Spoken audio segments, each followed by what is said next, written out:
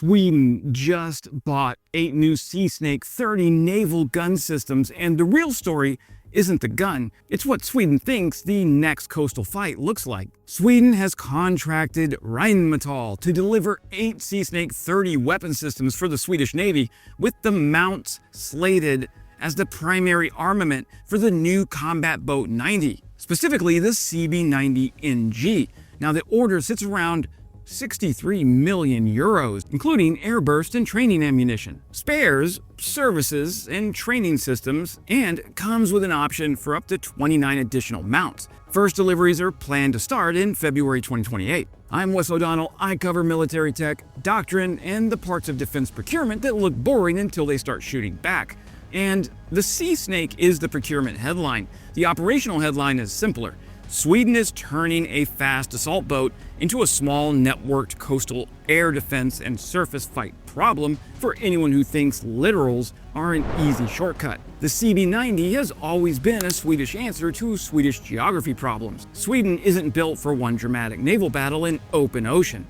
It's built for archipelagos, tight channels, shallow water, and the kind of coastal terrain where a big ship can't hide and can't maneuver. The CB90 thrives there. High speed, shallow draft, water jets, and the ability to move troops and weapons quickly in cluttered coastal spaces. That's why Sweden's amphibious forces treat these boats less like a navy and more like a mobile extension of ground combat. Move infantry, insert small teams, reposition quickly, appear where you weren't expected, leave before somebody cues a response. Now, look at the Ukraine war and you'll see the same logic, just under heavier surveillance and with a lot more drones. Sweden has donated CB90s to Ukraine in multiple tranches, and Ukrainian forces have put them to work in the kind of missions you'd expect from a fast, armored assault craft. Coastal and riverine movement, quick insertions, and mobility under threat. The CB90 is not some mythical wonder boat. It doesn't make you immune to mines, loitering munitions, or missiles.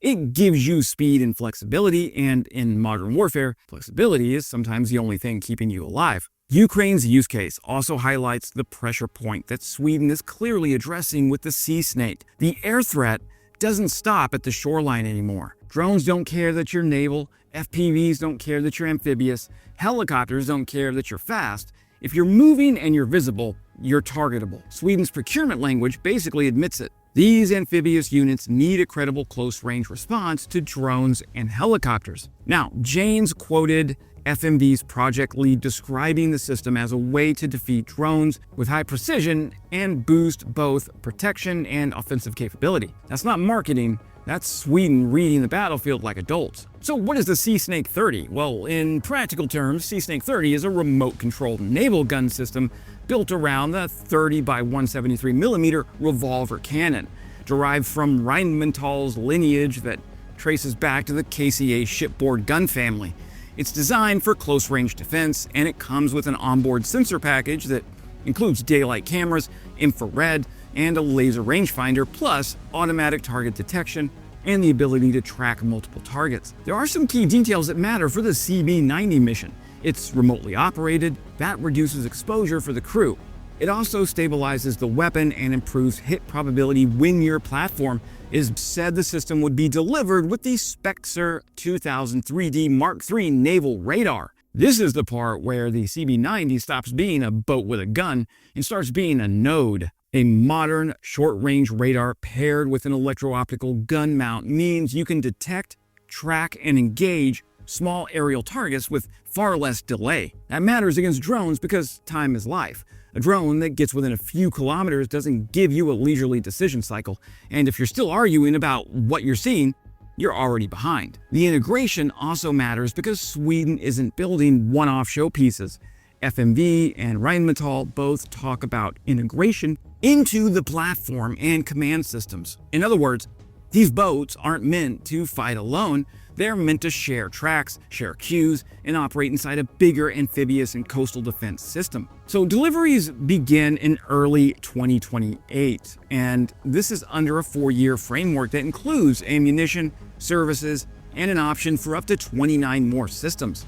That option number matters because 8 mounts is capability, but 37 mounts is doctrine. 37 mounts means Sweden is leaving itself room to scale across a larger portion of the fleet, and it signals that SeaSnake is not being treated as an experiment. It's being treated as a foundational piece of how Sweden wants to fight in its coastal environment as a NATO member. Rheinmetall also highlighted that this is the first SeaSnake 30 sale to a NATO country. Now that's corporate framing, sure, but it's still meaningful. Sweden has domestic industrial options in the broader Swedish defense ecosystem, and it still chose a German supplier for this capability. That's Sweden making two statements at once. First, interoperability matters now more than ever.